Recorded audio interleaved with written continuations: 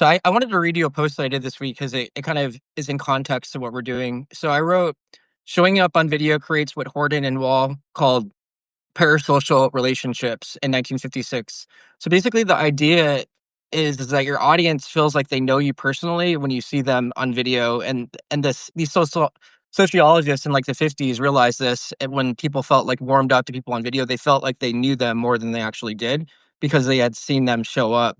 And before we got on the call, you'd mentioned someone had watched one of your videos for like an hour or something like that, and they ended up being like a customer as a result of that. Could you walk me through that intimacy of video?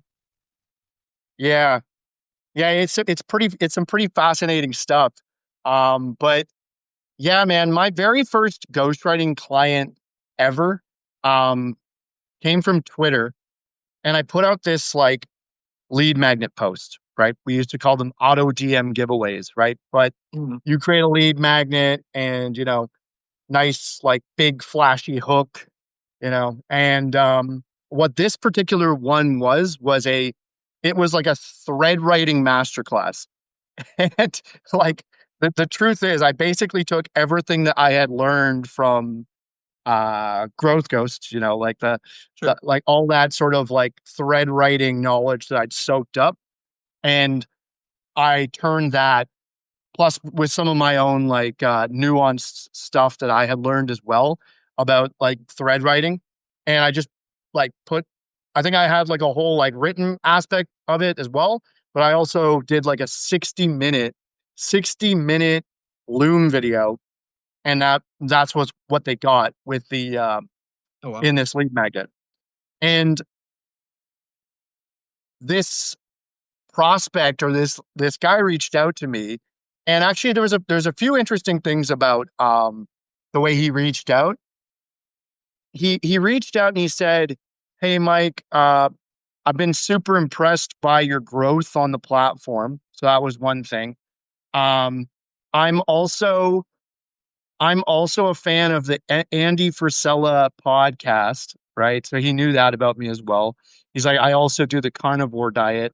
Uh, he's like, um, oh, and he didn't mention the video actually in that first message, but he's like, I'd love to hop on a call and learn more like about what you do, you know, and or maybe how it like how my services could help or whatever. And yeah, we hopped on a call, and when we actually hopped on the call, this was like a pretty warmed up prospect. Like, it was a very like friendly conversation from the start. So it would very much lean towards exactly what you were talking about there with the parasocial relationships, and how video is often like or is just that thing that's like it's just a superpower, right? In terms of like cutting through and building rapport with people. But he ended up telling me on that sales call that he had watched that 60-minute thread writing Loom video like twice, Oh wow. which was That's huge. which was really like surprising to me, but it kind of like taught me early on that if people do consume like your long form content, especially if they consume like your long form video content, even if it's like the not the highest traffic content that you put out there, even if it, doesn't get that many impressions, it doesn't really matter that much because, like, say the prospects that do watch that, if they consume a lot of it, they're gonna feel like they know you really well. The trust that they have in you is gonna be sky high. And yeah, like this guy, first ghostwriting client, but he became a client quite like pretty easily, I would say, based off all that. It makes a lot of sense, I think, because I think a lot of the times people see if they vibe with you, if they like you, they see how you think. Like, because a lot of the times the writing could be, you could like polish writing to the point of like it being almost sterile to some sort of degree, if like depending on the writer, not you obviously, and some of the other pros or whatever. But if like you're a newer writer, you could probably get to the point where that, whereas video really shows personality, it shows like mannerisms, energy. I mean, I think half the reason half of us are even on Substack is because we saw Talon talk about it, and it was that energy transfer from Talon to us that we're like, okay, let's go move. So I think that there's something that's like conveyed like through energy somehow that it's easier to convey through video for some reason. Yeah. Now, and you're right about tail end with video, right? Because you could kind of see both Talon and Kelsey start to kind of shift in a different direction. And it's interesting too, because for both of them, it kind of involved doing more video, Hmm. experimenting with like podcasting, interviews, lives, all of that while also getting on Substack too. So, um, yeah, and here we Yeah, are. So it worked. it's powerful too because I have a client that I help out with his, or I produce his podcast, and he's on episode 14 of his podcast. And because he interviewed someone and made him look good on video, now this guy wants to partner with him. And this guy has like a company that's already like $250 million in revenue. So he wants my friend's Yeah. personal brand, but he's got major money and he's already a baller. So it's really interesting because it's going back to your point earlier. I think that if you look at the downloads of his actual content, it's not that impressive. It's not like, oh, we're going to go out and brag about, these 1,000 downloads or whatever for 14 episodes or whatever it might be.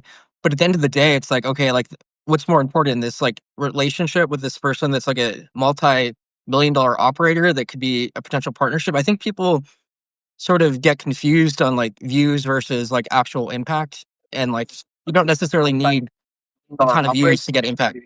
Partnership. I think people. Sorry about that. Oh, I no. was just actually pulling up our live here. I'm going to see if I can restack it. Maybe not. But um yeah, yeah. Sorry, what oh, yes. So that's crazy. 250 million revenue company. Is he also in that freight space that you've mentioned a couple times or Yeah, yeah? he's in that freight space. I think that guy that he wants to partner with or wants to partner with him does like parcels. But I guess the point of it is that you don't need like a million downloads or 10,000 downloads an episode or whatever. People have this like thing like if like there's not enough people in that impressions, people get worried. But at the end of the day, I've realized it's more about like how savvy is the operator. And like with you, for example, like you know that like you can close accounts at a high ticket level if people are willing to actually give you a shot or like your content. So I think at the end of the day, people get it wrong. They think about these vanity metrics instead of like actually like metrics that actually matter. 100%, man. I mean, I've been just as guilty as well, by the way, of falling into the whole like vanity metric trap. Like so guilty of it, so guilty of it. Because the truth is, like, once you uh once you get a taste of those really high numbers, um, like say we'll use like or impressions as sort of like that metric, right?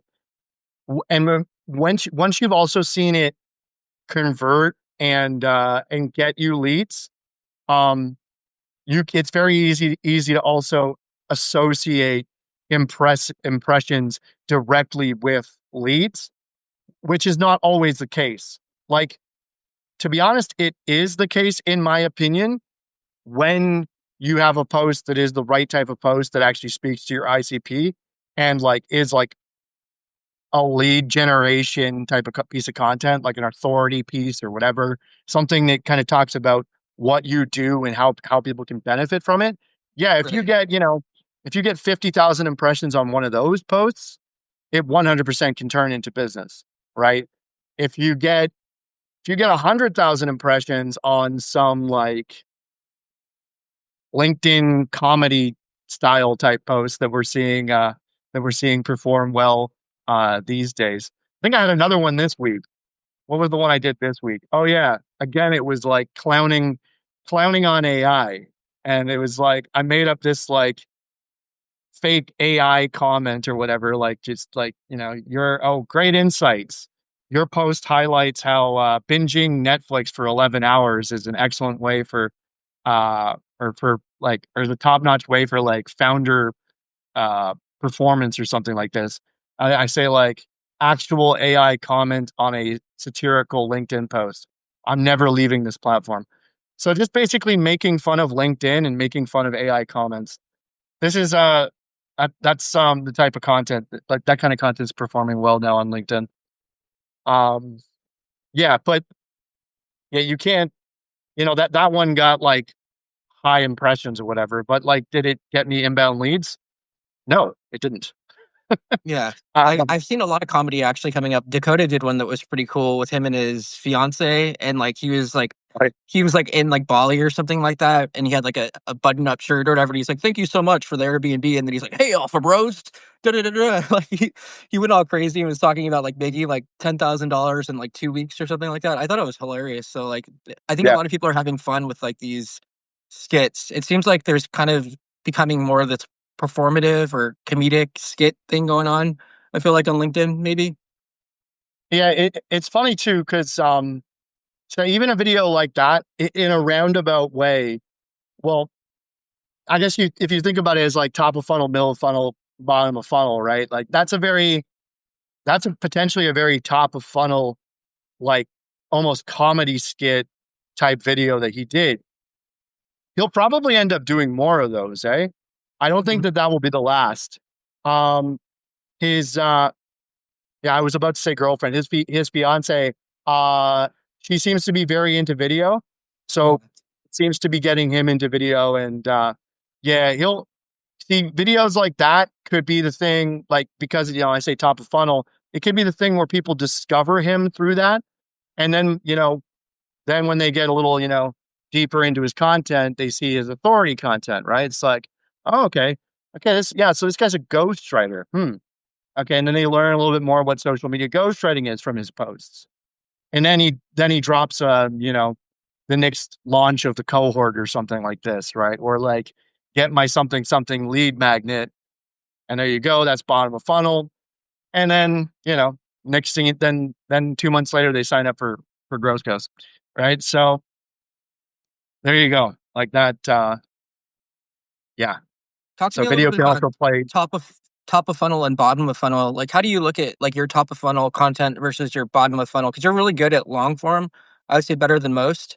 So, how do you look at the two? Like, how do you know what to write on long form? And do you find that the long form gets cheaper, deeper to wanting to work with you because they see more how you think? Yeah, I mean, like 100%. But I guess how do you think about top of funnel, middle of funnel, bottom of funnel?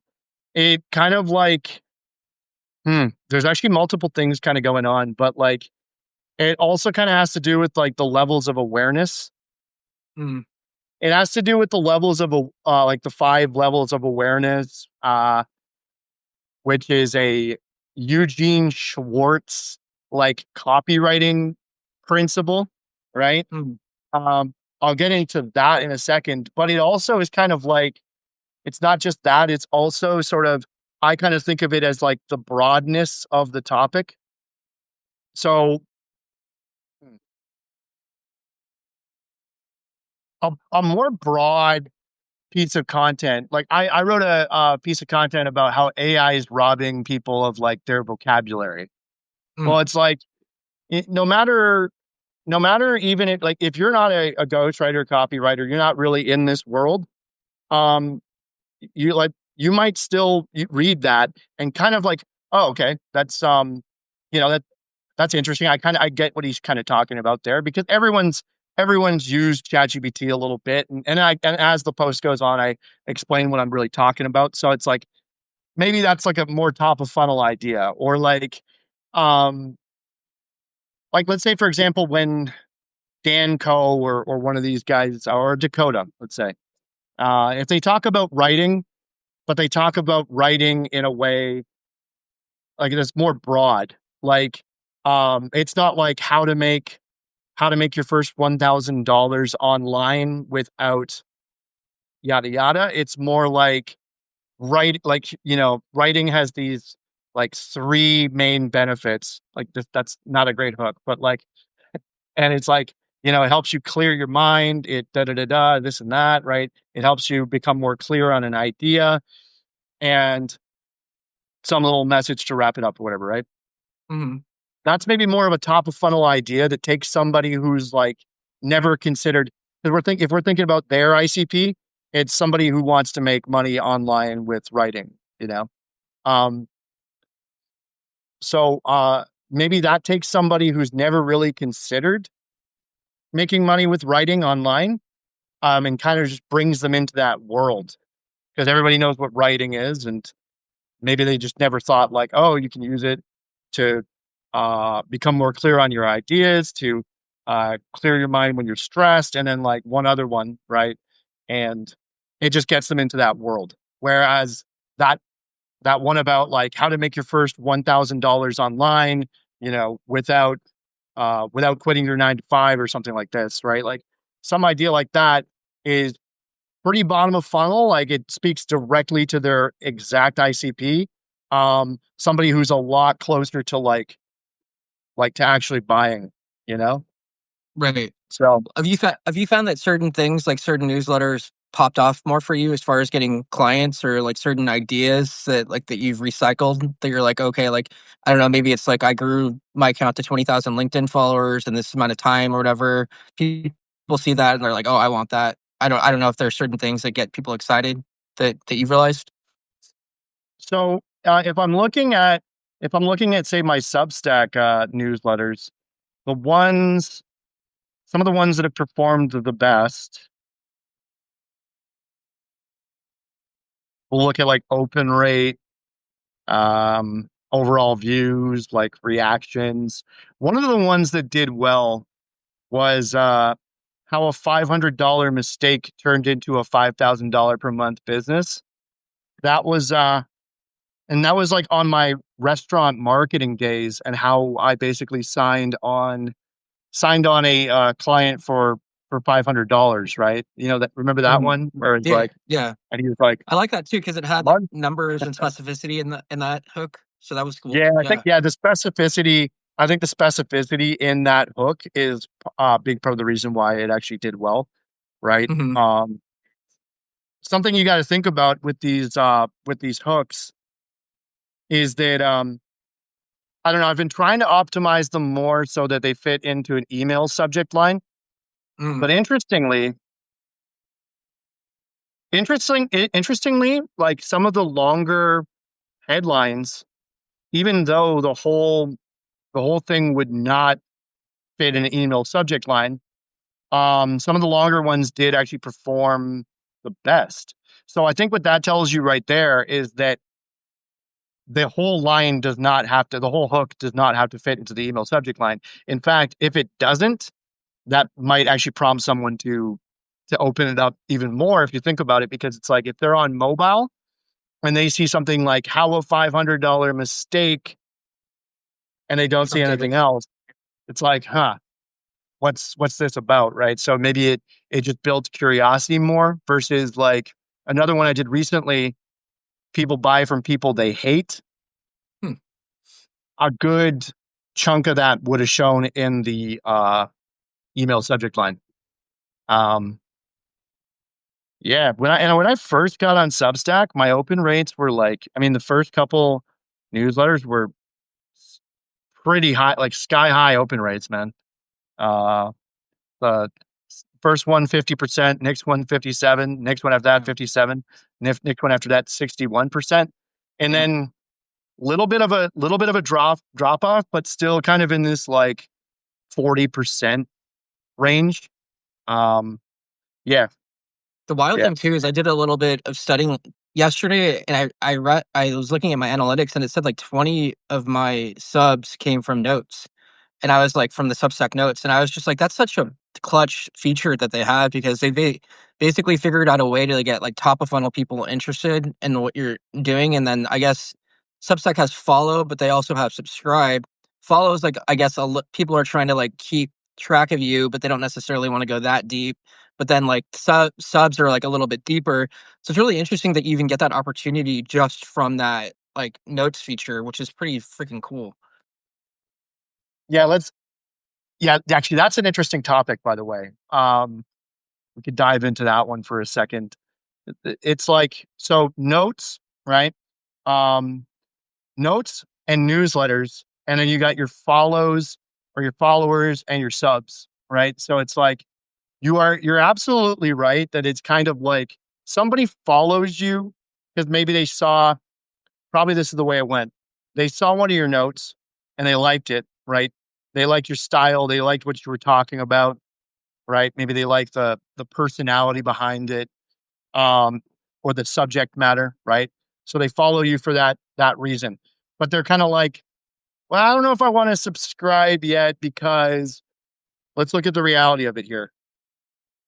People's like it also depends what email did you sign up with, right? Because I know for myself, I signed on like I actually used my this is probably a big mistake. I used my main business email when signing on for Substack. And like I've been I have been subscribing to the odd person, um, with through Substack. And my email inbox is getting pretty cluttered.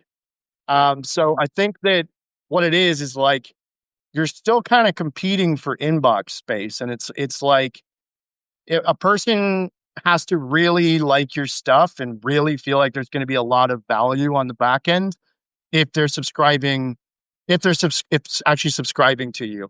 Um, Unless maybe they just used like not their main email and they're just on a mass uh subscriber, like, you know, um they're just going like high volume or whatever. But this is why, like, something that does exist on Substack is that whole like sub for sub thing. I've heard people mention it, that's what some people do. Mm. I Such a think different that's a world of business, though. yeah, I think that's a horrible strategy.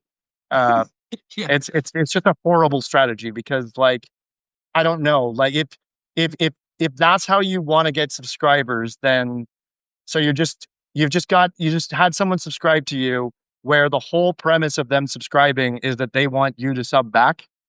Yeah. That's that's not a good plan, man. And then what happens if they just don't open your emails because they were never that interested to begin with? So now you're Yeah. gonna have all this long list of subs that never really had like true intent of like consuming your stuff in this. So that's not the way to go. It's not the way to go. Yeah, it's Be inflated and it selective affects. yourself of who you sub for, and just try and like just earn your subs like slowly but surely just by putting out like really good content where people are like eventually that FOMO or beyond FOMO, just once they realize, okay, this guy actually does put out like really high quality stuff, I have to subscribe. He's earned that spot in my inbox. Yeah. It's interesting too, because like, having the emails is so nice because I always wanted to build, like, a email list, but I just didn't have the time to go make lead magnets and do all that kinda stuff, and they just made it really easy and seamless, and I that's the one thing that I've realized about Substack. I did, a live yesterday with, Jake Summers, and we talked a little bit about his book, Mango Tango, and I connected it to YouTube, so our thing is gonna push to YouTube as well, but it was crazy because Substack literally cut the clips, like, from the live and pushed it to YouTube. I guess it just knows, like, kinda like an Opus clip, how to cut it, how to get rid of dead space. Obviously, as a creator, all of us have a little bit of control, or I have a little bit of control issues, I'd say, like, as far as, like, not knowing what's gonna be, but also I'm like, "Fuck it, just see what happens and test it. What's the worst that could happen," right? And what happened with, Jake's thing is I think it was already like 400 views from, like, just the live video that was already done. I didn't have to touch it. It sent it over to YouTube, did its thing. It's just pretty wild to see, like, how some of this stuff is really starting to. I like how they're really integrating, like, just the clipping part of it, making it really easy for us to just have conversations and then push our work and distribute it. It's pretty smart. Yeah, 100%. Like every time you put out a newsletter, every time you put out a live, as I'm sure like you're well aware, you get those assets, right? It's like, so here's like your like marketing assets to like now go and promote this thing. It's like, man, they're giving you content for days. They're also or they're giving you assets also for days that you can then use to like uh on different platforms as well. And this is also like I'm doing this as well. It's like every time I put out a newsletter, every time or like every time we do these lives, I take a look at all the different assets in this, like all those short form clips that you get, and I start thinking about how can I best kind of cross platform market this, right? And usually what I do, the thinking that goes into it for me is I'll take I'll take the stuff that seems most relevant for that particular platform because I'm posting on different, like for example Facebook, Twitter, my Instagram page, and each one of these I have a slightly different audience. Like my audience on Facebook is different from the Twitter versus the Instagram. The Instagram is a food blog page that I had from back in the day, so I might find something where maybe you and we did talk about my early entrepreneurial journey and how my first ever client was a Turkish restaurant client. And I'll take Mhm. that clip and I'll share it to the Instagram food blog, right? So it's super relevant. And I'll Right. get then clicks of coming over from that Instagram because they're kind of like, oh yeah, I do want to hear how this guy actually got into the whole restaurant marketing thing. Because a lot of them probably never really knew the whole business side of what I was doing with that page, right? I was just putting out like food photos of restaurants and that kind of thing, right? So they wouldn't have known the actual business side of it, right? So something like that, or another clip where I'm like, okay, this would be more relevant for Facebook because there's people out in my audience there um, who might find this particular clip interesting, or Twitter, they might like this one, right? And then you can push all this stuff back to the Substack timeline as well. I don't even I feel like I've only been tapping into a quarter of what you could do with that. Like you could be wrapping back to short form video content from these lives. Like you could be sprinkling those all throughout the week, right? Like leading up to even the next live, right? So yeah, no, it's amazing, man. It's a Yeah. great platform. Yeah, I really like the tension too of playing with like LinkedIn versus Substack, just kind of like pitting them against each other and then throwing it back and forth and kind of having this nice tension that's kind of like naturally built in. Cause I wish that LinkedIn did give us more opportunity. I don't know if we go live on LinkedIn or something, or if we have some assets on LinkedIn, they don't really give us anything to like work with. Like we have to go design something ourselves if we want to push like a live or whatever. Whereas so it's kind of fun just to like pit them against each other just to see like cause a little bit of tension because obviously good writing creates a good amount of tension. We have someone in the comments here talking about how like if you're going to use Opus, it's $24 a month, and Substack gives you basically the same thing for free. So good on them. Yeah, yeah. Because man, we all have so many tools that we're using already, right? Like um you got Claude, you got ChatGPT, you got Calendly, you got Loom, you got Zoom. I actually have to like go through my subscriptions soon, just because I'm spending like I'm obviously spending like multiple hundreds, like I probably somewhere between, honestly, at least 500 on monthly subscriptions. Uh, Yeah, it Usually, adds up. Yeah, I yeah. paid for Claude the like $250 for like the year or whatever to use that, and I'm pretty happy with Claude. I stopped using ChatGPT for whatever reason. I don't know, like, I just felt like just going all in on, like, one thing and just trying it out just to see, like, how I would like it, and I think that we're probably pretty similar. I set up projects, and then I kinda talk into the projects when I'm, like for, like, an observation, and then kind of that helps me formulate, ideas pretty quickly. Um, I have a question for you too, like, Jake was talking about how offline, the video is kinda like this anti-AI. I was just curious your thoughts on this because it seems like it is kinda like a way, I feel like, to stand out to show that you're not a robot. I know that they have, like, fake, like, AI actresses and things and, like, now, and maybe at some point we'll have these avatars that are, like, real life or whatever, but we're not there yet, I don't think, technologically speaking. So I'm just curious on your thoughts on that, like, what is your thoughts, like, on, like, video as a moat for, like, just getting lost in a sea of just text content? You need both, I feel like, but Yeah, I think video currently is a bit of a authenticity. It's like an anti-AI or authenticity moat. I like calling it an authenticity moat because part of the reason why it's an authenticity moat is because how many people like doing video? You know, not everybody likes doing video. It can be a pretty uncomfortable thing for a lot of people. So it's got a double layer to the moat in that, like, well, or one of the main things is that a lot of people don't like doing video, right? And then it's also got that other aspect of, yeah, you can't like, yeah, how many like we're not at the level where the average creator can do deep fake videos of themselves. Like, well, I know that there are tools for that. You can make like a clone of yourself. Actually, I was talking with Ahad about that. Like, that guy's pretty far ahead with his AI and like coding knowledge in this. Like that guy 100% could probably clone and start doing like videos of himself starting tomorrow that would look like him and sound like him, and we probably wouldn't even know the difference. That's so weird. It's such a trip, right? If you see videos of Ahad, don't uh don't believe that it's him right away.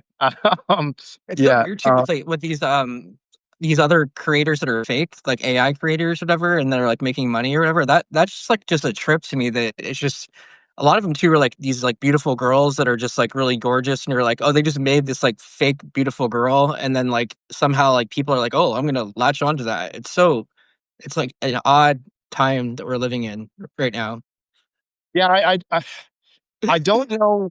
I don't know how deep the rabbit hole goes on that one. Like, I don't know if, but I've heard some things. Like, I don't.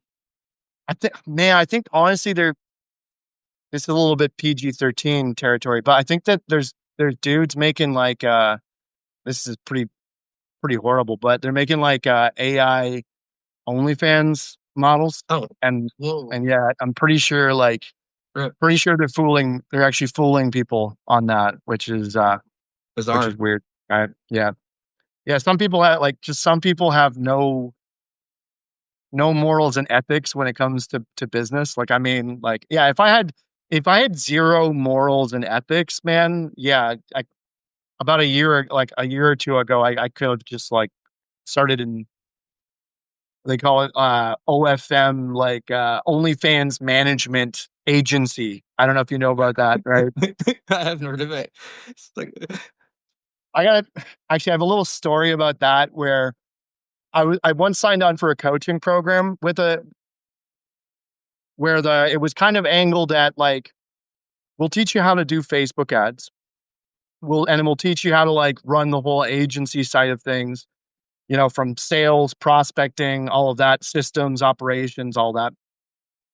And I was in restaurant marketing at the time, so I joined that program and I used all the knowledge I got from that, like the sales side of things, but also like getting, tutored and mentored on like Facebook ads and being able to actually like set them up properly and all this.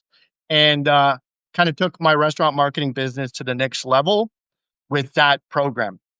And that program for the first like 3 or 4 months was actually awesome. And then everything changed around that third or fourth month when the main founder of that program kind of shifted gears. And what did he go into? He went into OnlyFans management. what the heck? So he kind of jumped ship and went into OnlyFans management and then left like the other three coaches to kind of run the show. And those other three coaches, the thing is, like, they weren't even necessarily like the worst. They weren't bad guys. It's just that they didn't have the leadership or the necessary like skills and character to really like run that show once this guy had stepped out of the picture. The whole program did a complete nosedive and just turned to complete shit. And the really sad part is, as it was going to shit and doing that nosedive, they were still signing new students on. And I saw a lot of students get pretty burned on that because it was like a 5,000 pounds to sign up for that. 5,000 pounds, Damn, which I think pound like was, double, probably double, maybe. it's even stronger than the US dollar, or at least you know, definitely was at the time, probably still is now. But yeah, so it's a lot. So guys were signing up for that, and it was just not the same program, right? And they're still using, of course, they're still using testimonials and case studies from when it was a good program. So then you've got these guys like signing up still, and it's just heading downwards, right? So yeah, I encourage quite a few students from that to actually ask for a refund because I was just straight up with them. I'm like, yeah, full transparency, dude. It's not the same program. It's not the program that it was 3 months ago. I think that it would be fair for you to ask for a refund. Yeah, Um, that's fair.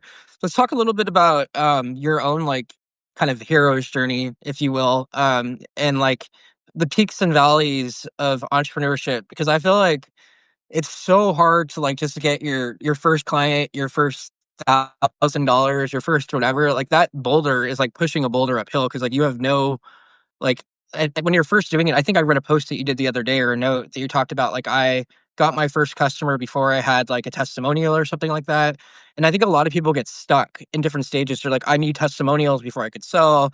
I need this amount of followers before I could do high ticket, da, da, da, da, da." I think a lot of people including myself, overcomplicate entrepreneurship in the beginning because mainly from my own experience, I think probably because I'm just nervous of like losing the deal maybe or nervous about going to a 9 to 5 again or whatever it might be. And like that, I mean, I guess in my own fear, like my ultimate like worst nightmare would have to like be to go back to a 9 to 5 again and have to like work for someone again just because I hated it so much. And like I felt like the main reason I hated the 9 to 5 is because whatever goodwill you built up in that company, it's gone as soon as you leave. Like, whatever, like if you're friends with the management, if the management liked you or whatever, as soon as that relationship is gone and it's severed, it's not like you could just like port that information like your Substack email list to like another platform or whatever. So it's like this portability part of corporate America. I sometimes call corporate America like Hunger Games. Like it feels like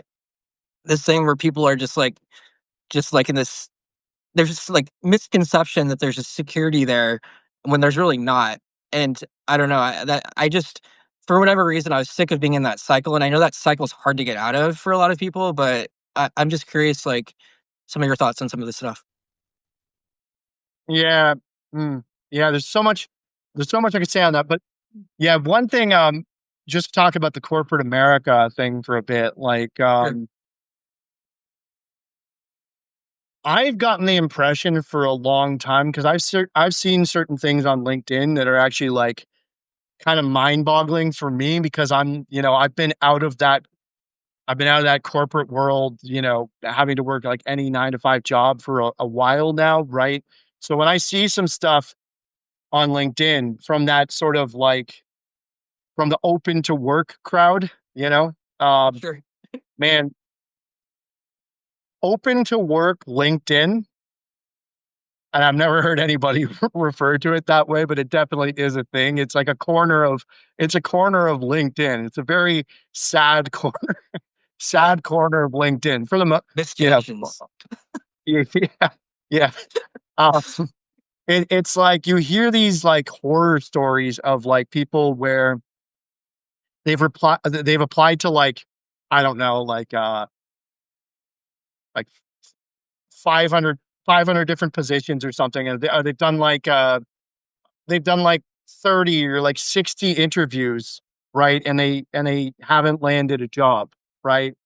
And then you also hear about a lot of these companies, what they're apparently doing is they're making it look like they're filling roles to give the false impression that they're in a growth phase. Have you heard about that? I haven't, Where but that's so jacked up if that's the case, that's so messed up just to look like they're growing. yeah, yeah. So they'll post out these roles, right? Because they want to from a public facing like Optics. IPO like standpoint, right? Or for all that, like for the venture capital money, for the investors, all that to to sort of like pump up those numbers so that it looks like they're in that growth phase. Yeah. And then you also hear that most of the sorting through the resumes and stuff they're also doing with AI. Man, it is a brutal time. It just for like for me anyway, it seems particularly brutal. I like entrepreneurship is also brutal as well, just in a different way. Like sometimes the most brutal thing in entrepreneurship usually, I think it's your whole I think it's like the lead flow aspect, like dialing in like your lead flow and your sales process. Because just like it's true what they say, like sales is the lifeblood of every business, right? If you've at least if you've got like the whole lead flow thing figured out, and you're closing deals, you're bringing on new clients. I'm speaking specifically kind of more about that like service based business, like that kind of thing. Businesses that work with clients, right? Um, or and like it's true of it for any business with like deal flow, but not like true of like, selling like a physical product, let's say. They have their own challenges, very similar, not exactly the same, right? But if you got that figured out, well, there's other challenges along the way. It's like the whole systems and operations aspect of things, hiring. Like there's no time where all the problems just stop. Like, okay, I Yeah. got the lead flow thing handled, and I'm closing deals, so now all the problems are gone. We're just good. Smooth sailing from here, right? Now I just hire the right people and smooth sailing. No, there's always gonna be challenges, but I feel like one of the biggest ones is that lead flow and sales marketing, lead flow, all that aspect of things, which actually does perfectly relate to the peaks and valleys topic as well.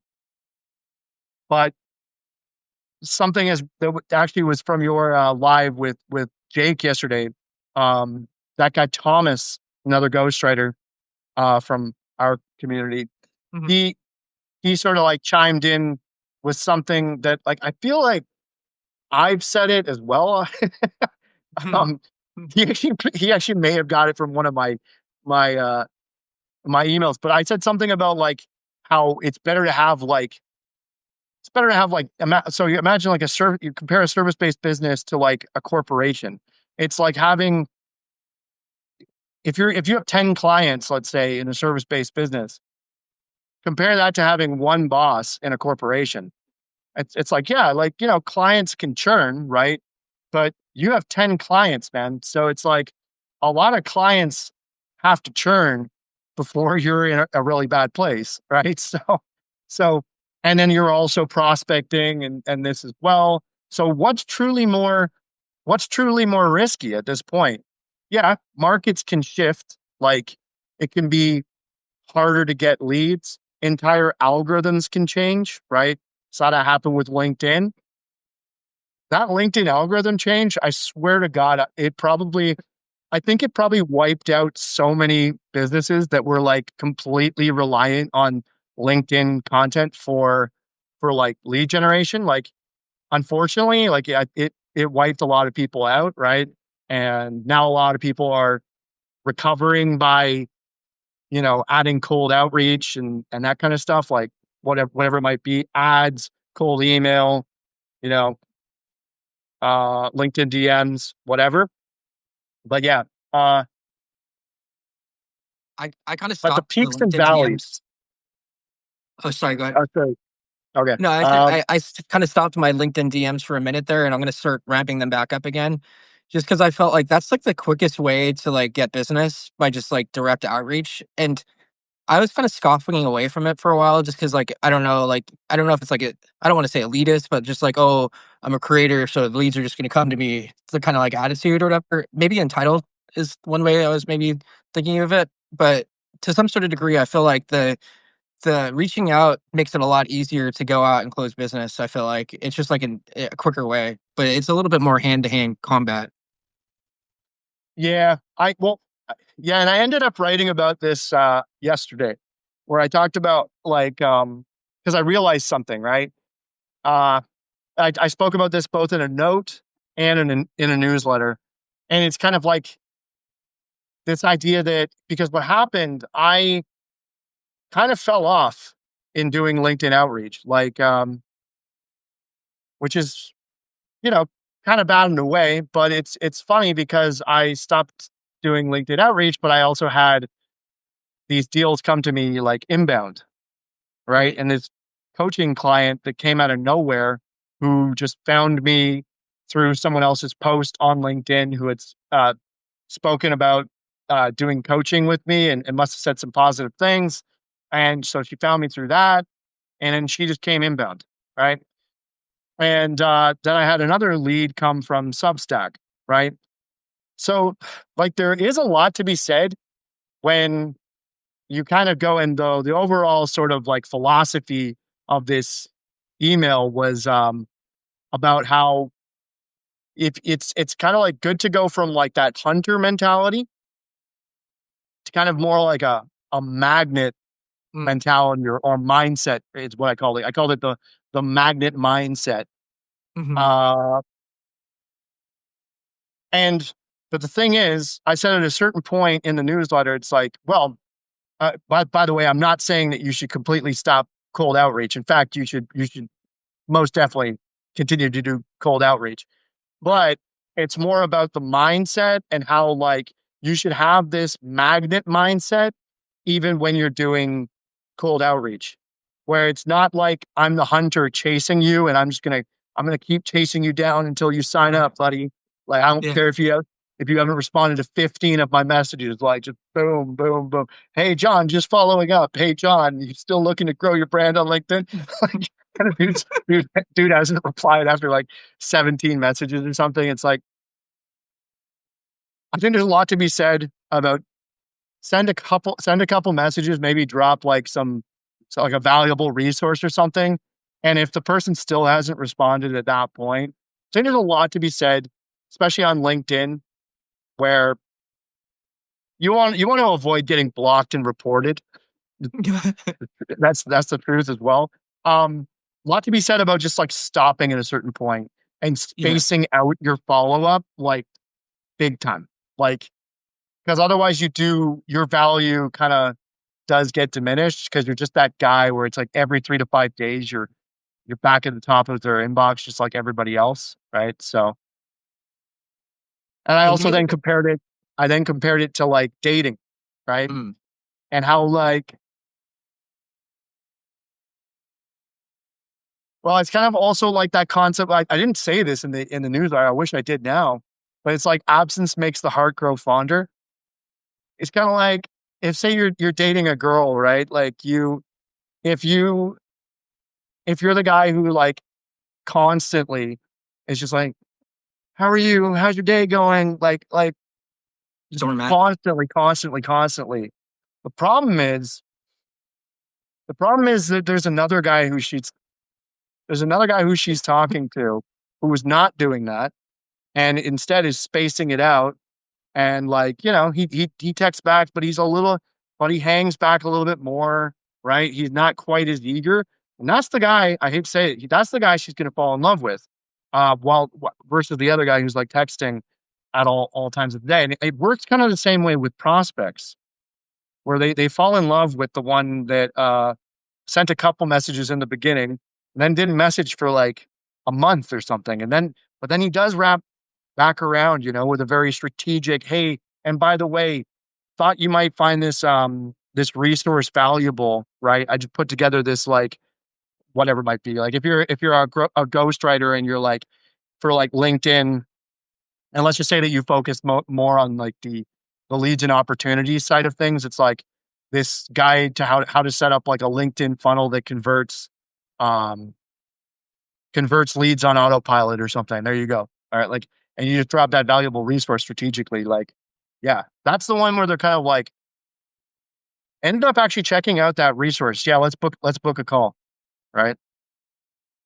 I think there's something to be said about what you said about being like magnetic versus I guess it's like scarcity mindset versus like abundant mindset. I never really like my whole thing with like LinkedIn, I'm only just reaching out to see if I could do a free video for someone and in exchange for a review. That's like my process. And they either are gonna say no, fuck off, or yeah, let's do it, right? And most of the time, like it's they'll tell me like right away. It's not like I'm like chasing them or whatever. I mean, there's certain accounts, like there was this one guy that reached out to me recently that has been following my content on LinkedIn, and he was on my podcast years ago, and he was like all like, "Hey, like I'm really interested in what you do. I want to talk. I'm having shoulder surgery." I messaged him, "Hey, how did the surgery go?" He didn't respond. So him, like, I have to be careful. I'm not gonna like continue to like. There's a fine line between like, hey, like I don't know, like on him, I'm a little bit trying to figure out how I want to proceed, but I know that I'm pressing the brakes a little, giving him some space. And I did have like an interesting thing that happened to me this weekend. Like I'm not really dating right now, but my friend was trying to like hit me up with this set me up with this girl or whatever, and we were like chatting it up or whatever, and she was kind of like playing games or whatever, like on like Instagram. So I was just like, I don't really have time Mhm. for this or whatever. So I invited like I went to a friend's birthday party at the Whaler in Venice Beach. It's overlooking the beach, or whatever.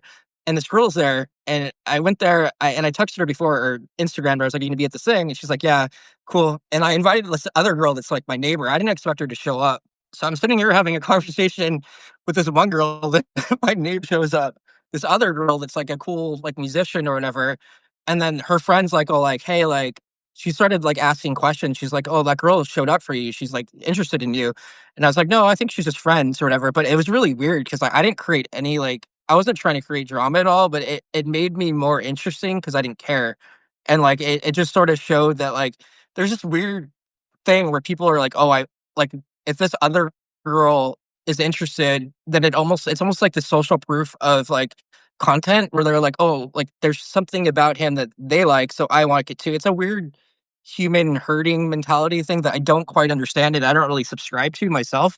But it was interesting to see it in play because then the other girl was like, "What's your last name?" And she like looked me up on LinkedIn or whatever, and she was like, "So that girl likes you." She's like, "Are you interested in her?" It was really weird. It was like all of a sudden, like I was in the spotlight. I felt very uncomfortable, if I'm being completely honest. And it wasn't at all like on purpose. It was kind of just like not even. It was just for fun. Yeah, that's also probably when that's when it works the best too. When it wasn't even a purposeful thing that you were doing. You weren't doing it with like malicious intent, right? You just brought this female friend around, and you're nonchalant and that kind of thing. It's the nonchalant aspect of like not needing it, right? Maybe you maybe you want it. Maybe you want to work with this guy.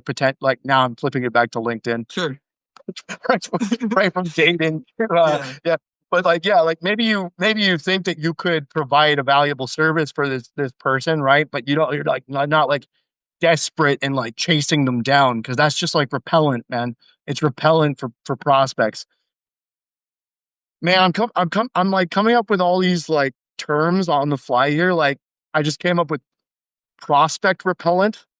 I like that.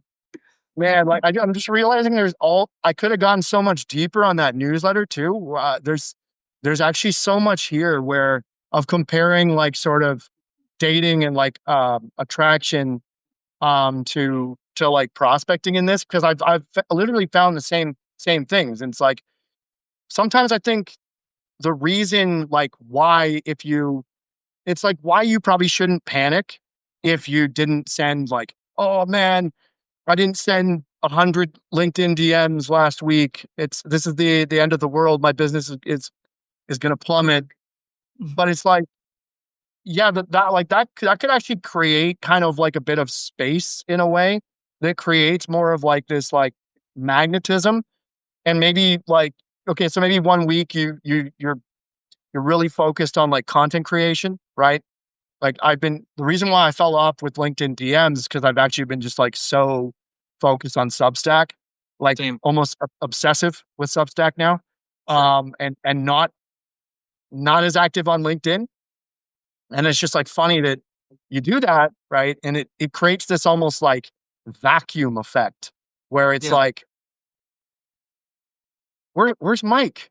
What I'm not seeing as much of him, or all the prospects are like, why isn't this guy hitting me up with another just following up, John. That's you So know it creates if this like this yeah. vacuum, right? Where I don't know, like where maybe it starts to maybe make some people think a little differently that you're not just constantly in their DM, right? and then maybe they kind of think of you, and it's like, maybe that it is the right time to actually move forward on video or ghostwriting. It's a similar effect, right? And it is like this, like, be the magnet, not the hunter sort of mindset. I'm gonna lean into that more. It might be worth exploring that topic some more. So this guy that might want to work with me, I could see it being like a $5,000 to $10,000 like kind of fee over like 3 4 months if I teach him how to get on video and make a whole. I'm using Dakota's creative brief where I would go and get all of his backstories, all of his everything about him, so that he can use that in his writing. But basically, teach him how to get on video. So I'm starting to look at things. Is this like like over $100,000 problem? Because if this guy can go out and get a bunch of business, $10,000 is not that much to him. But then I'm like trying to like figure out, do I need to have sweat? How much do I need to be accessible to this guy? Is like a couple times a month enough, or is one time a month enough for video? Or like how often do you actually have to meet with these people? So like that's the part that I'm trying to juggle in my brain, because I think corporate America taught me that you have to be at your desk all day long in order to be like kind of like when like entrepreneurship told me that, like, if like you're a lawyer and you could do something, it only takes you an hour. It's not necessarily the hour of work you did, it's the knowledge that you have that you're showing and giving people. So I'm always trying to like wrestle with that, like what transformation are you giving the person, and like how much access to yourself you need in order to make that happen. Yeah. Uh, yeah, it's about the highest impact, like, have the highest impact you could have with that person. Like, yeah, it's not about just being chained to your desk. Yeah, 100% agree with that. Um, yeah, so there's leverage. Yeah, there's leverage in business, right? It's one of the I think people who end up making the most money are the ones who master leverage. Yeah. So what are you thinking for that? I was just Are kind you of thinking debating. like, I was thinking like in order for this person to get like a real transformation, I think that obviously working together weekly would be the best option. But at the same time, like, then it creates more work on my end, because every time I could do like 3 videos in an hour, because I do the creative brief and then I prompt the person like live. So for example, I have one client that he went bankrupt and then he sold his company for like a multi-figure exit. So a lot of the themes on his video are like that. And I already have like a file in Claude that kind of explains this stuff, so I can quickly like live script with him on the call. But his benefit is that he knows from me that he's going to get like my expertise on like what good storytelling is, but then also make it easier on him, because then all of a sudden it's like, hey, Mike, tell me at the time that this shit happened and you failed. Da, da, da, da, da. So it's he's naturally talking and I'm not in the frame. So I think that that part of it. So I'm just kind of debating like on like the structure. Like, is it once a week, and is it like, I don't know, 2 videos or 3 videos a session? That's 12 a month. And when I was chatting with Claude about it, it's like that's way too much work or whatever. It was kind of like making my brain think differently, like about like how much I'm giving versus like how much is expected, and like what's reality and what's not. yeah, I'll tell you a little interesting thing actually about, so both ChatGPT and Claude. I've actually tried this more with ChatGPT, but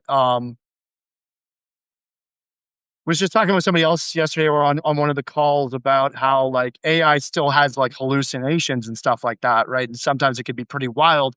However, I have noticed that if you give it a lot of details about, like, say your ICP, your industry, your niche, your skill set, what your service is, right? Who you're targeting, what, like, revenue, um, uh, what the revenue might be, all that kind of thing. Like like ChatGPT, for example, can give you a pretty good outline of what you should probably charge. And I've run some numbers through ChatGPT and found them to be pretty accurate. I've priced certain stuff based off of, like, just giving ChatGPT the deliverables, because I wanted to be like, I wanted to be certain that I wasn't either overcharging or undercharging.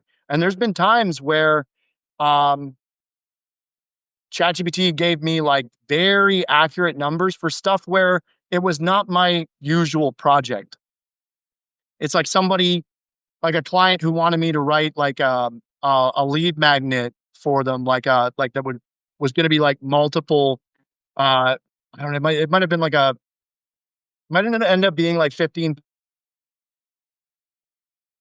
pages or so. At the time I had never done that before. So it's like, okay, how should I price this, right? And I ran it through ChatGPT and came up with some like very accurate numbers that even once the deal was done, even after all the fulfillment was done, um, that number made sense, like, and had to pay a graphic designer to like make like make the cover page and do stuff, different stuff there. And even after everybody was paid, you know, that number made sense. So ChatGPT is very good at that. So that's actually, yeah, I think you made the right move there. But yeah, if you need to sort of like price out the deliverables and stuff like this and make sure that you're not like, yeah, doing just unnecessary amounts of work that like don't necessarily directly tie to like actual impact, right? Um, yeah, because of getting together every single week for for a video interview call does seem a bit much to me. Um, I feel like you could probably get it done like once a month. And then the thing is, like, then you have a much more scalable business. Like, if you only have to get together once a month, and when you're meeting with these clients, like, how long is the interview call typically? It's usually an hour. So like yesterday, I met with one of my clients, and I banged out like 3 videos in an hour. But that's because I already had the creative brief, on the guy, so I already know like what to expect and like we vibe or whatever. So usually we chat for like 10 minutes, and then kind of get him loose and comfortable, and then kind of start picking apart some of the stories. So like one of the stories that we told you yesterday, he owns this business that he doesn't run. Like he like manages it, and his main guy's wife's partner like died. She committed suicide. We didn't talk about her suicide necessarily, but we talked about how she died and how he had to like jump in to the business. So, and then I just prompted him. It's like, tell me about the time that this happened and how it affected you. Blah blah blah.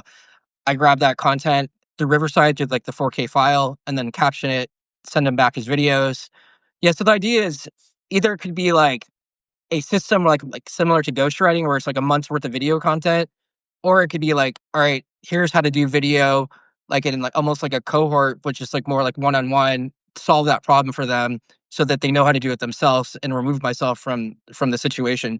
So I have like two different models that I'm thinking about. One creates dependency and the other doesn't. The other one's more like, it's a little higher ticket maybe, but like it's like here's everything I know, like go run with this. So that's kind of the way I'm thinking about it, in those terms or whatever. I think that like if it's something that creates less dependency, you could probably charge more because it's like you're removing yourself from. Obviously, it's not good for my own model because then I'm going to have more people to go find and like do every 3 or 4 months to replenish that pipeline. But I was kind of looking at those two models. Yeah, yeah. So here's my question for you. Which one has made the most money so far? The done for you?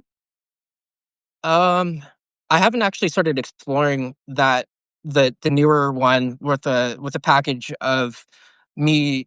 I guess done with you is the only one I've really done so far. I haven't really done one where I'm like teaching them a system. That was something that I was kind of exploring, and like kind of like how like Dakota had like growth ghosts. You could imagine that was like a one to many cohort or whatever, a high Yeah. ticket one.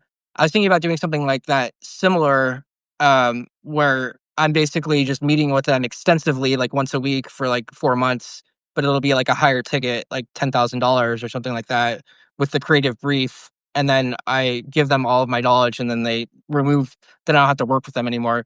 The other ones I've been just kind of doing more like, um, I don't have a lot of clients right now for the video services. And so I'm still getting that particular thing built up. So I'm going to be looking for more clients like that. But it is done for you in that, like, so you're doing the interview with them, right? That's kind of the done with you aspect. I still find it to be a done for you service, because kind of like with ghostwriting, I consider that to be a full done for you service. We do interview calls, right? They are together, but it's still done for you because it's just that interview call, and then we handle everything else, right? Um, so So is that kind of what you're calling done with you? It's just that you have the interview with them. You're still creating short form video content from that, right? And Yeah, editing so it I and all that. so like we kind of agree like on like the video like before I prompt them on the video live on the call. So I'll Yeah. kind of agree on like kind of like the story bullets or like the beats. But then like so there's not like editing hell after like we kind of already talked about it. They do their thing and then that video is cut with the captions and then I'm not in the clip. So it's kind of like done with you, I suppose, right? It's like them talking, but it's like me in the background, helping them to figure out what to say and then prompting them on how to say it and then cutting the captions. So it's kind of like your ghostwriting thing, but it's them showing up in the video. Okay. Okay. Yeah, yeah. So I do see how it is. Yeah, it's got a done with you sort of like done with you kind of consulting aspect to it, where you're giving them like you're like the creative like strategist and all this, right? Um, but then you're also but and you're doing that call with them in this. I would say the more that you lean into the done for you aspect of that, I think it would add a lot of value. I think it would also put you in a position where you could stack more retainers and make more money. Um, I honestly think I think I would lean more towards the done for you for you particularly. I think that I think right now you'll you'll make more money, and I think it will actually be easier to fulfill on than creating kind of like a cohort model, where you're just teaching them how to do it. Because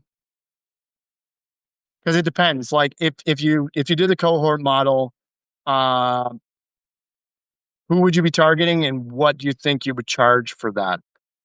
Yeah, I mean that guy would be like a the guy that hit me up on LinkedIn. Like I don't know, like to me, I could either have something where it's like $1,000 to $2,000 a month, say, for a set of videos for him for the entire month, and they just had me on a constant retainer, or it's like a higher price for a shorter period of time because I'm just basically teaching him how to do it himself. So that's kind of like the ideas that I was kind of brainstorming in my head. Like, is it a more affordable thing where they could do it long term, like a ghostwriting kind of gig, and it's kind of like just like a retainer, or it's like here's everything I know compressed into a couple months, one on one, and then you're off to the races. And I thought about just presenting both things to the client and just being like, "Hey, which one makes more sense to you?" I've heard about stuff like that where that becomes your downsell. That becomes the done with you downsell, where what you're doing is you're equipping them with everything that they need to do it themselves, right? Um, and you're condensing it into a shorter time period, all with the promise that after 60 to 90 days, this is going to be a system that you can just continue to use, and then you won't need me anymore, right? Yeah, So I'm going to build you the whole system and give you the confidence to do this. I think that you could, I think you could actually absolutely have that because it doesn't disrupt what you're currently doing. Like it right. really doesn't disrupt it at all. It just makes it more affordable, condenses it. But I think that the bigger money for you would be to go more done for you. Uh, I don't know how many videos that looks like in a month, but like maybe somewhere between, is it 12 that you do right now as one of your standard packages? Or Yeah, 12. yeah, like I could see for somebody who really wants to like hit it hit it harder on like maybe it's LinkedIn, maybe they also want to cross post some stuff to other platforms as well. I could see even doing more video than that. I think there are guys that do more more than 12 per month, eh? Yeah, there I think there is definitely people that are definitely more heavily leaned in on video. I'm kind of targeting to people that are like already creating content but aren't necessarily on video as well. And I think there's also I haven't really explored it too, but maybe there could be like a done for you opportunity where there's a little bit of ghostwriting involved too and video, and it's like kind of like a full like strategy. For the podcasting thing, it's kind of done for you. Like my friend or my buddy that I produce a show, he just shows up and then I cut his clips, upload it out for him. He doesn't really take care of any of like the boring back end stuff. So I'm kind of doing all that for him and taking away that pain. Um, and I feel people are pretty receptive to that too. So I think that that model is interesting. I like the podcasting thing too because it's usually like if the person likes it, they're constantly kind of like looking for their next guest and they're wanting to do their next show. And it kind of has like this dopamine thing going on. So like where they feel like they're being seen. So I like podcasting too for that reason. So that's kind of why I have like these like two different offers.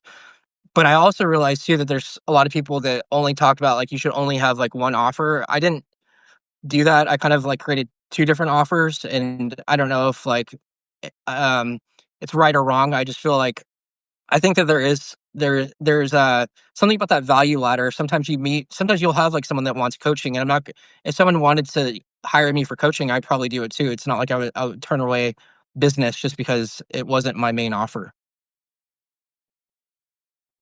I have a little idea for you. I think that what you could have is sort of like we'll start with like the flagship the flagship offer, like the middle one. That should be like that could be where it's the interviews, right? And like the say 12, but maybe yeah, let's just say 12 videos per month, right? And it's kind of like this retainer model, right? They show up, I would say to one, maybe 2 calls max in a month, right? And they get 12 high quality short form short form videos from that. I also feel like you could like it's possible to maybe get more from even an hour long interview than right? But if you did like a 2-hour interview, like I think you could get a lot of short Sure. term clips from that, right? Um, so there's like that one. That's like sort of the flagship where it's just like you show up to 1 2-hour long interview per month, you get 15 high quality short form videos or like 20 high quality short form videos, right? I don't know Mhm. exactly what these numbers look like, right? Sure. And then, so then you just have somebody that like that's just like such an appealing offer, man, especially to someone who has money too. It's like show up to that one call, I get 15 high quality short form videos I can distribute on LinkedIn, right? Or any platform I want. And the guy does all of the he comes up with all the bullets in this beforehand, all this like story bullets in this. So all I have to do is show up and just talk about my life and like my failures, challenges, and accomplishments, how I got where I am today. And this, I just show up and I get all that. Okay, that's very easy. And that's a done for you service, in my opinion. Then you got your done with you downsell, right? Which is just like this, like we're gonna compress it into like a 60 to 90-day time period where I'm just gonna give you everything that you need so that after that 60 to 90 days, you're good. You have the system, you can make these videos yourself. You won't even need me anymore. You can bring it in-house, whatever, right? And with that done with you downsell, would you still do you'd still do the editing for them, I think in Yeah. my The opinion. captions and Yeah. the trimming, yeah. Question for you too, like how like your clients for ghostwriting, are you meeting them just once a month and that's enough for is it only an hour that you're able to make a month's worth of content from that 1 hour? No, Or how are you I don't do an hour. I do 2 hours. Oh, you do? Okay. And they're pretty Yeah. cool with that? I mean, I'm assuming that's fine, right? Like the Yeah. Yeah, honestly, I don't think I've ever really had it like that 1 2 hour interview be like the sticking point. I've sometimes thought to myself that maybe it would be a sticking point, but even like even busy CEOs and founders can make it happen, and it is just once a month, which I think is a lot better. I don't like some ghostwriters talk about doing like weekly interviews or bi-weekly interviews. I think that it's easier to schedule one meeting in a month with a CEO or founder than it is to like do a weekly thing. Even if you yeah, shortened it to like a weekly half-hour call, it's just the frequency of it, in my yeah, opinion. I don't like it. And that makes a lot of I've sense. heard ghostwriters talk about how it's like we do that because of like social media trends or something, we have to like stay on top of the trends. It's like, dude, like LinkedIn is not changing that fast. Right. News events. So if you had a client and they wanted to be very like, oh, this happened in the news, can we talk about this? Like, yeah, you could do it like where it is a weekly interview because like this thing happened in the AI space. Can we talk about that? Right. Then the problem is I think that creates, at least for my liking, a service that's a little bit too much like now we're just reporting on different like news headlines in this. It's a little bit too, how do you scale how do you scale something like that? Multiple news events, multiple clients, multiple interviews per week. I don't know. That's why I'm kind of like the one interview a month type guy. Now, I'm with you on that. I'm actually we got probably the going to think about that, instill that into my strategy because I think also like a lot of the times, if I'm thinking correctly, a lot of CEOs are super busy. They don't like really want to mess with you on multiple calls. I'd rather just get it all done in once and have it be really get it all efficient, done really on one streamlined. because it's like it's hard enough to get them on a call like in the first place. And it's kind of like the argument for like, should you do a 15-minute discovery call with like CEOs and founders and then try to book the demo? This is why I would say, although it can be a little tough to get them on like that say 45-minute sales call. It's like it's better just going for the 45 because it's tough enough to get them on the call in the first place. Just go for the 45, go for the close. It's like go big or go home. Go for the grand slam or nothing. And then How of did you course after the like? call you can follow up to this. But like, yeah. So you're posting. So when you have a client, are you posting it? You're posting it for them, right? To LinkedIn and these. Do you post to different platforms or just LinkedIn, or like how does that work? For one, and for two, do you find that like that review process, like that part, kind of makes me nervous. Like as a ghostwriter, I don't take on any that part, that friction between, like what they want and they want one for. How do you figure that out? I guess as well. Go bolt I'll or just go. say go Bolt or go home. This guy has the best one-liners. Um, Oh man. Okay, so yeah, a couple questions there. So these days it's mostly LinkedIn. It's mostly LinkedIn. However, I did have a lead come through on Substack, man, which was awesome. Being only at 116 subscribers and already getting my first inbound lead, man. Baby's first inbound lead. Uh, well, I think I've Hey man, I haven't heard anybody in the community talk about getting a Substack lead yet. Not I have. even, I don't not know that even either. the great Talon Simmons himself. So I may have been the first person to get an inbound lead. Not to toot my own horn, but yeah. So these days, mostly just LinkedIn. Of course, I did Twitter ghostwriting back in the day as well.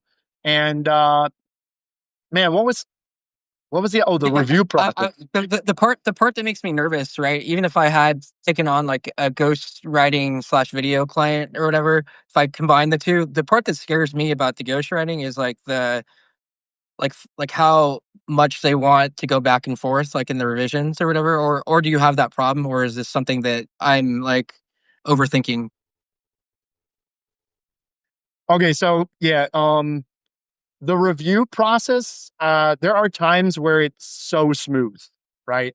I've my one of my best clients ever, basically is the smoothest review process like ever with that guy. Like it's so easy, which also is why he's the best client, right? Because and has been with me the longest and all these things. It's because it's like he's easy to work with, and it's like guys like that hired a ghostwriter for the right reasons because they don't have the time or the know-how and this to do it themselves. So they bring you on. They don't want to nitpick through all the stuff and they just kind of trust you with it and let you do your thing. And they do review it. They do review it, right? And they will sometimes catch things that actually maybe are important, right? It's like, oh, that was actually in 2017, not 2018, right? It's this Hmm. particular event or something. It's like, that's good. That's good. You want clients who who do review the stuff, but not the overly nitpicky ones. And I have seen the opposite too. I've seen I've seen some clients where they're almost like nitpicky and kind of high maintenance to a degree that like doesn't really even make sense. Um, it's a little bit more rare. You only maybe see this when you've worked with, say, if you looked at a pool of like 10 clients that you've had, you probably find like maybe like one or two out of that pool of 10 are the more nitpicky type. And those nitpicky ones, like in mass. they really slow things down. And it is a little bit demoralizing. They are not the best ghostwriting clients. Okay. They're the type that you want is hands off, easy to work with, trust your process, lets you do your thing, reviews stuff quickly, can hop on that monthly interview call uh, with no problems. That's what you want. Not everyone's a good ghostwriting. Not everyone's a good ghostwriting client. So, but you know, majority of people, like if they got through your whole sales process and all this, like, and they're continuing on, like majority of people are not going to be the nitpicky ones. The nitpicky ones will not be a client for very long. I can also tell you that. Oh, Uh, fair. just, Yeah, it's not worth they it. end up knowing they're kind of like not the best client. You know, they're not the best client. It just doesn't like work that well if they're that super nitpicky type. But it's pretty rare. Um, but you also asked about how you talked about like how one of your prospects or clients wanted the sort of like wanted the ghostwriting part of it. And maybe they also want distribution? And what I'm talking about is, did they ever want you to take the videos that you're actually creating for them and with them and for them? Did they ever want you to actually do the publishing and posting of those videos on these platforms? Because I do. my upsell, the way I'm thinking about it, your flagship is like you do the 12 to 15 videos with them, right? One interview call. Then there's the done with you downsell, condensed period of time, 60, 90 days. We give you everything that you need so you can do this yourself later on.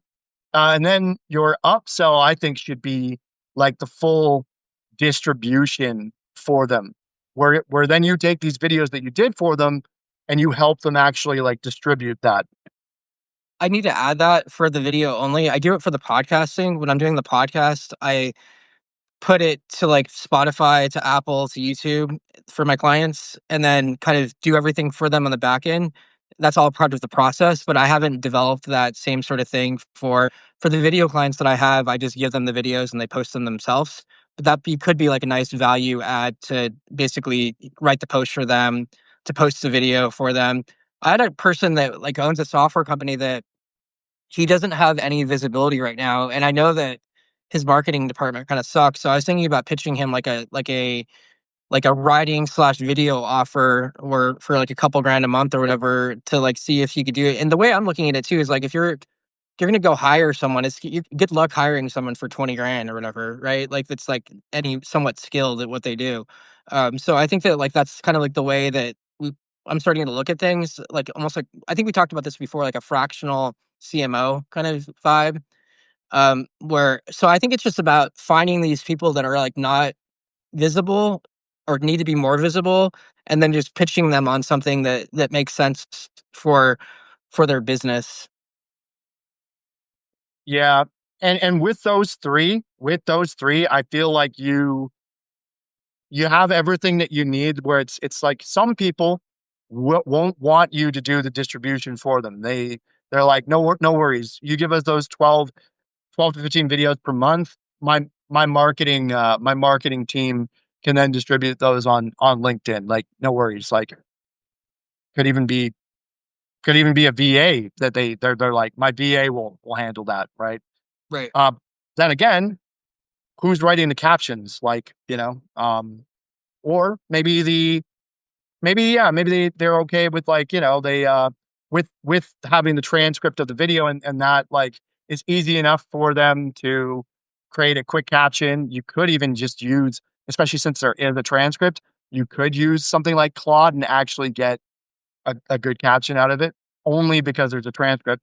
So for some, they'll fit into that middle package. I think that I called it like your flagship offer because that is the one that a lot of people might take you up on the most.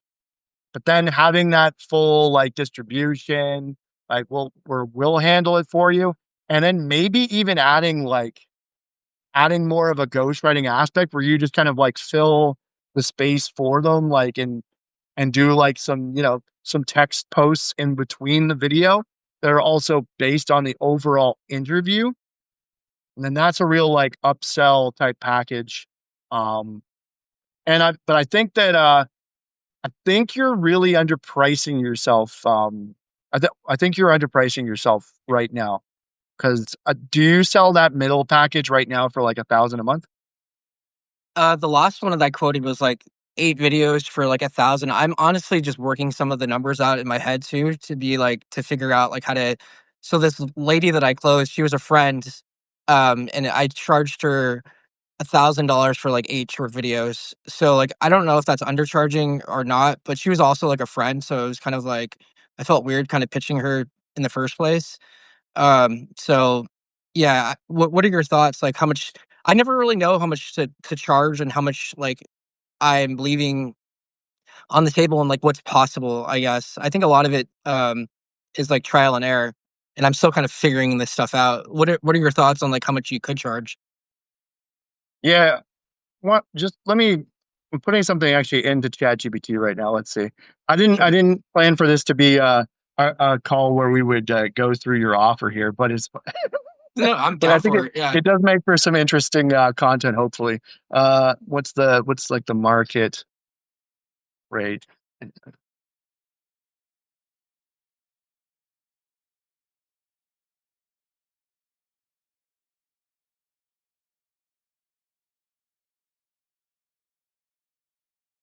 See, because you can't just ask it. You can't just be like eight. What's the market rate for 8 short form videos? Because then Right. it's just going to think that you're the editor, right? Right. But it's like, what's the market rate when you also interviewed the person and came up with the ideas? So you're kind of like the creative director. Um, Right. so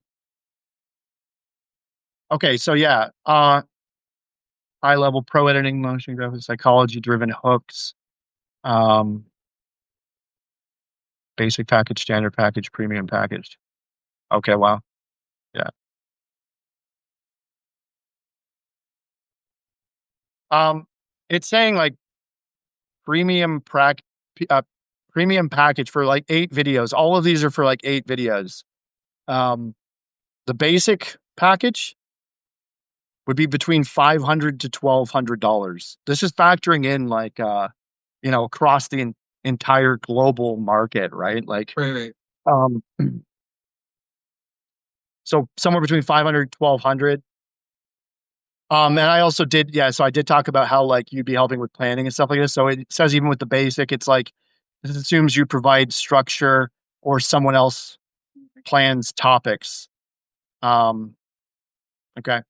Then the next one up, standard package, editing plus topic creation plus interview, 1,200 to $3,000. Right. Wow. This is a common range for creators who do the creative work and production themselves. Premium package for high quality. So for high quality editing, strategic topic planning, interview production, revisions, platform optimization, $3,000 to $5,000. So Wow, it's a bit of a there's a bit of yeah. a yeah, how do you like I know that you're pretty good at psychology and charging higher rates. I think that that's one thing that you're really good at that I've noticed. Like how did you know was that through chatting with GPT on your own offers that you kind of figured out kind of like I don't want to say what you can get away with, but like what's possible? Yeah. Well, I think that came from like being in multiple mentorship programs, like every mentorship program I stack on, has just convinced me more, not, yeah, convinced me more and more that I can charge more, but also like shown me the logically why I can charge more as well. Like, um, from a positioning standpoint, but just also like we've talked about before about like what it would cost to hire if you really broke apart your services and you looked at everything that goes into it. What would it cost like this CEO founder to price this out if they tried to do this in house? Like, Mhm. and looking at it from that standpoint really helps you justify higher prices.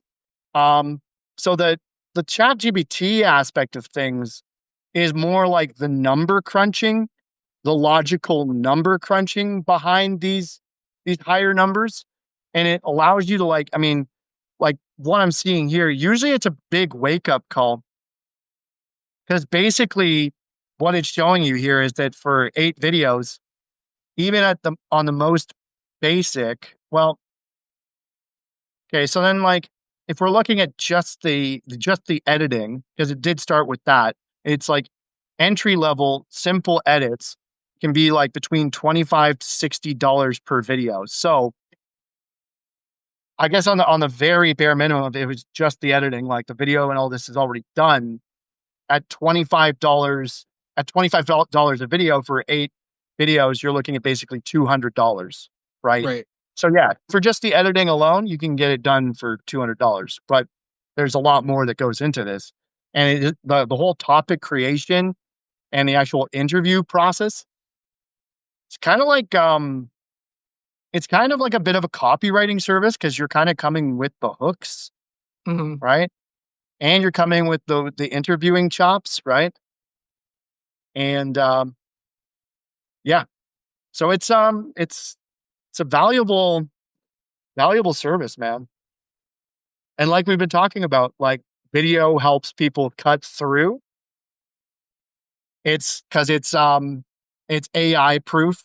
It's it's the anti AI play, and it's that authenticity moat that we were talking about, Yeah. right? Where it's like, yeah, the average person can't do deep fakes of themselves yet. Well, you know, there's probably an app where you can clone yourself, I'm sure. There's multiple. But but yeah, the average person's not doing that right now. So by doing any type of video, whether it's live or short form video or, you know, long form video on like YouTube and this, like the average person is not doing that.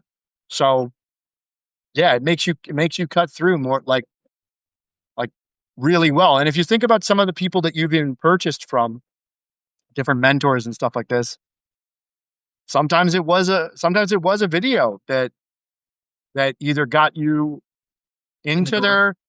their funnel, or maybe it was that video that actually sold you on working with them a little bit later. But because I can think of some mentorship programs I joined because of a video. Like a VSL or something like that?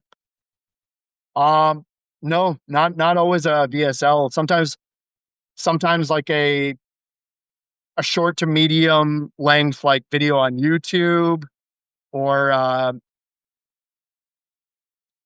yeah, so not always a VSL. Sometimes even like just a breakdown of something. Like guys will make these videos, just like a Loom video, even like getting into something technical, right?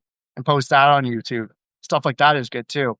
Like my thread writing masterclass thing I did, where that got me my first ghostwriting client.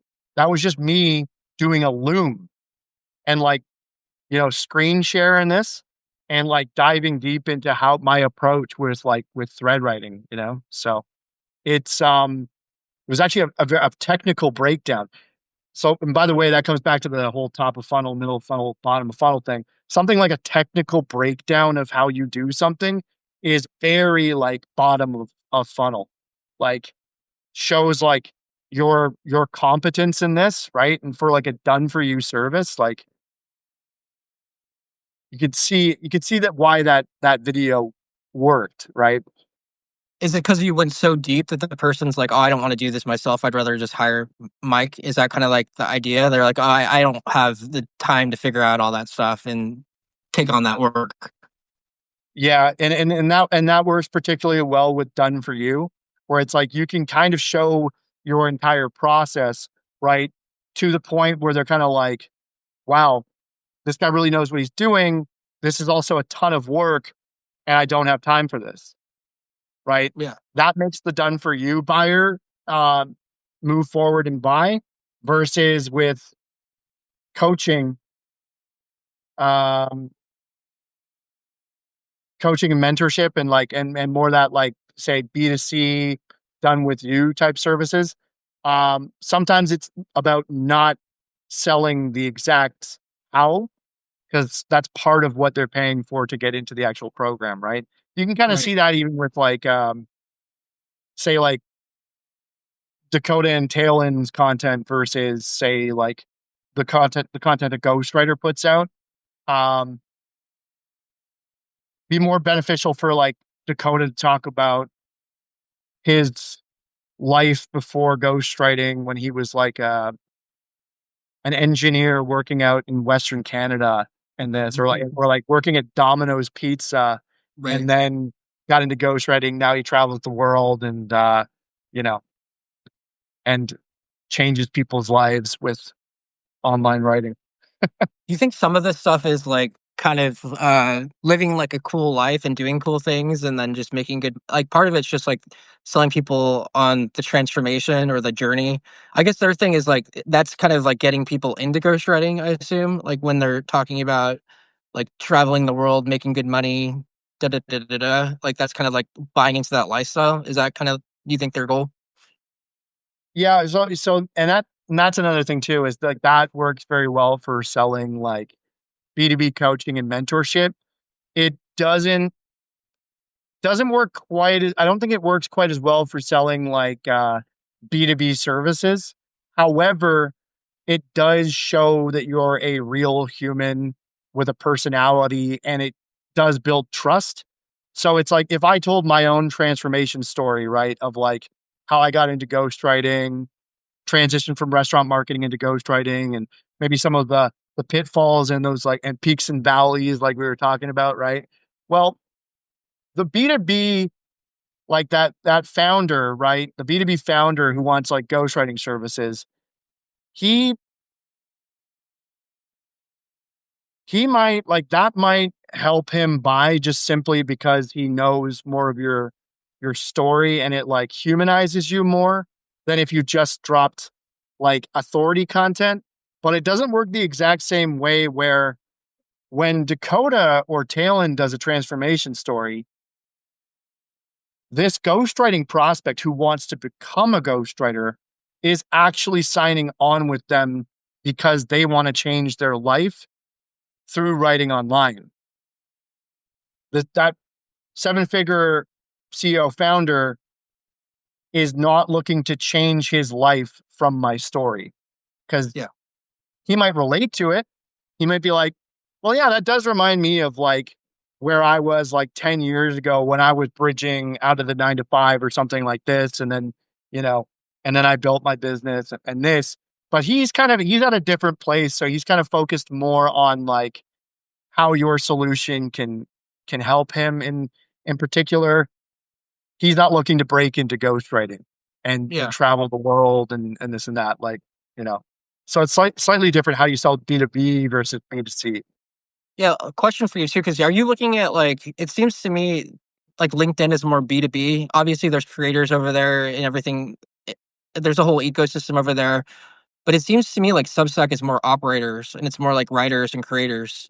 So it's almost like the meta version. Like we're kind of like selling to each other potentially on Substack, or like I think it makes a lot of sense with Talon and them because they are teaching ghostwriting people how to ghostwrite or whatever. It makes a lot of sense that Substack's an educational platform and you can gate the how content on how to like become a ghostwriter and that works for that like that flywheel.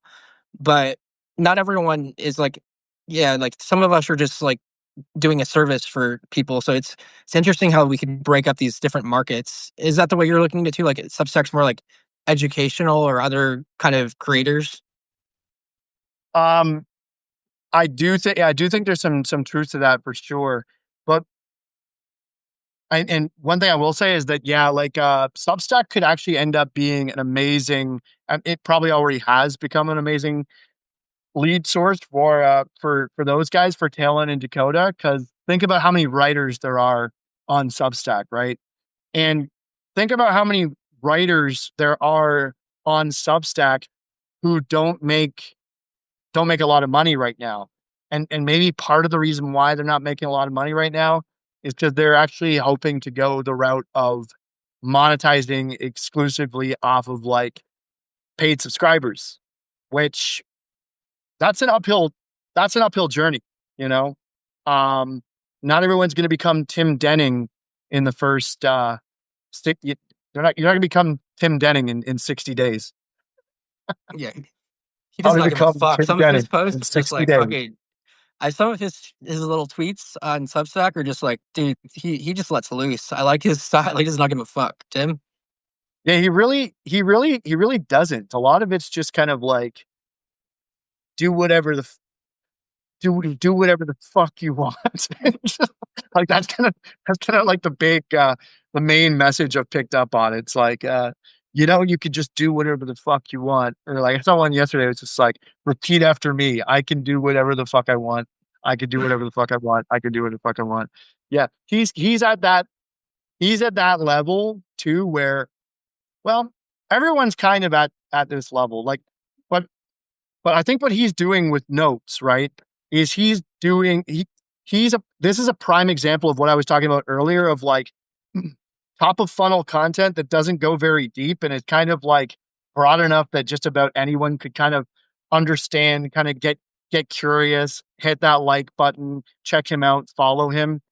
It's not like super narrow. Like a Right. lot of people resonate with like wanting to quit their 9 to 5 and have more freedom. That's not Right. some like niche thing. It's like doesn't matter if you're Susan in HR or the guy who's already a ghostwriter writing online or something like this.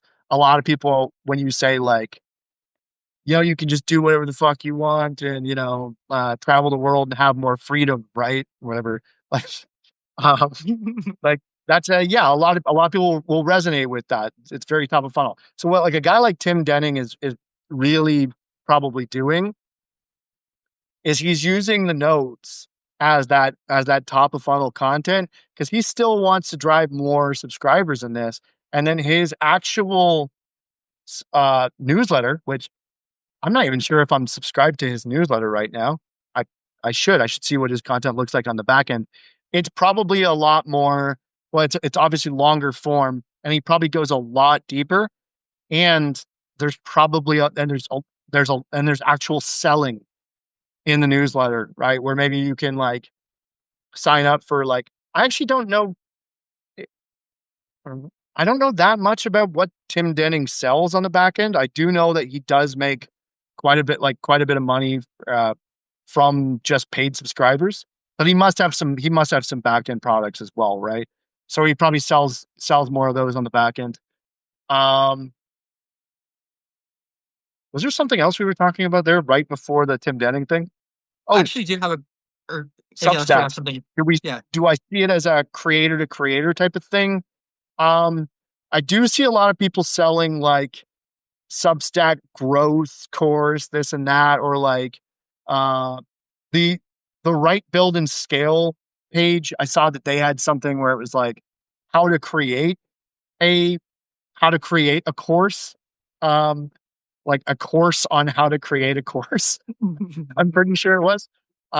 So there'll be a lot of like that stuff.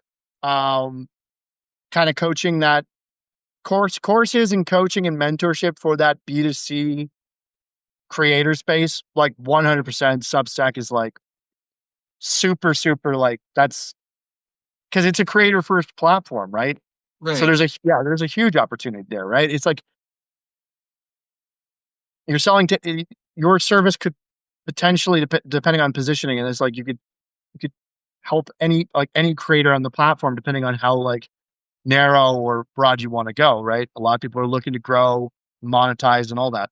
But one thing I have been pleasantly surprised to see is that there are like there are some serious entrepreneurs who do make some serious money, but they are just a little more independent in this, and they're on Substack. They're maybe creating the content themselves right now, but there is still like that gap where some of those people could need something like ghostwriting, and it could need B2B services. So it's not like there's not opportunities also for people who sell more of the B2B services as well. And something I like about Substack is I think it's a little bit easier. It's easier to find those sort of like cool, independent, kind of niche type creators that are sometimes a little bit harder to find on LinkedIn. Like, 'cause with like Sales Nav, it's very easy to find like those big time like B2B CEO founders, like, the SaaS founder, tech founder, AI founder, and that, right? But it's harder to find those like niche specific, like, smaller, like leaner teams that still make a lot of money. And I think that I like those types of founders that have like the lean teams, high profit businesses, something kind of unique, interesting. Maybe they are in that like mentorship space. I like those people. I usually actually resonate with those people more as clients too. Um, so it seems that Substack for me could be more than just, trying to grow a big audience and just like turn it into like a paid subscriber thing. Like it does seem like there are some actual founders out there in some pretty cool niches. So Yeah. Last question for you. So like on the So when you're thinking, some of these creators will have like they'll have their newsletter, and at the very end, it's like, here's 3 different ways you could work with me. One, you could get my digital whatever video on how to storytell or whatever, and it's like a digital course or whatever. Another one is like X. Another one is this or whatever. Like in 3 different like offers within like the sub kind of the bottom of their newsletter. What are your thoughts on that? And like, do you think that you'll end up building a course, or is that a fool's errand?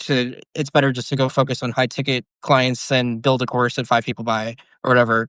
I'm just curious on your kind of some of your thoughts there. yeah, and I guess the way it works with also that like let's say you did have one of the options was like the course. Right. Is the idea that you then would subscribe to this person on a monthly basis to then get that course, or is that like a one-time payment and they Maybe have just that like a course? one-time thing. Yeah. Okay. Something along those lines. And maybe it's like a cheaper thing, just something like a tripwire, so to speak, to get you like, Yeah, yeah, yeah. Yeah. Yeah. Man, I'm starting to become a lot more curious about that stuff. Like even yeah, like the low ticket low ticket products, medium ticket products, high ticket products, courses and stuff like this. Because if you have the knowledge, right, and you could put together something that actually could help people, you know, maybe something and of course there's I don't even know like I don't know what kind of demand there is for like, a Substack growth course or something like this, right? But like, well, what if it was not just like a growth course, but it was also like how to actually like grow an audience and monetize it and how to like, you know, how to approach the sales side of things, the marketing and like the copywriting aspect of things. If it just provided if you can go deeper and provide more, I'd be interested in doing courses like that that could really help people potentially. And then the sweet thing about that is you set that up once, you plug it at the bottom of your emails, and and there you go. And then you can still fully focus on your your business, like your ghostwriting business or your video business in this, right? So yeah, that one's always tricky, right? It's always that kind of like, do I want to spend 10, 15 hours developing a course that I might make not that much money on versus going out there and just trying to close some high ticket clients?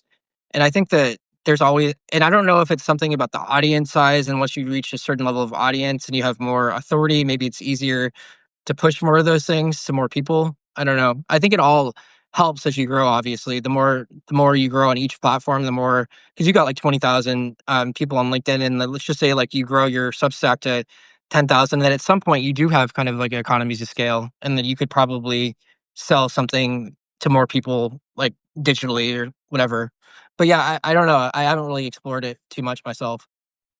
Yeah, see, I'm in the position where also because of the LinkedIn following in this, like I could if I had like the low ticket, medium ticket, high ticket course, right? Let's call it a high ticket if it was like a, some if it was like a 497 or something course that like really did have like a lot of value in this, right? Maybe it involves multiple things like growing, monetizing, like maybe even how maybe even like how the whole actual B2B services side of things, which is kind of like actually what like, what Dakota and them do with like teaching people how to be a ghostwriter, right? Um, yeah, no, it's definitely it's interesting to me for sure. Um, I feel like I'm leaving a lot of money. It sounds super cliche, but leaving a lot of money on the table by not having stuff like that. Yeah, for sure. Yeah.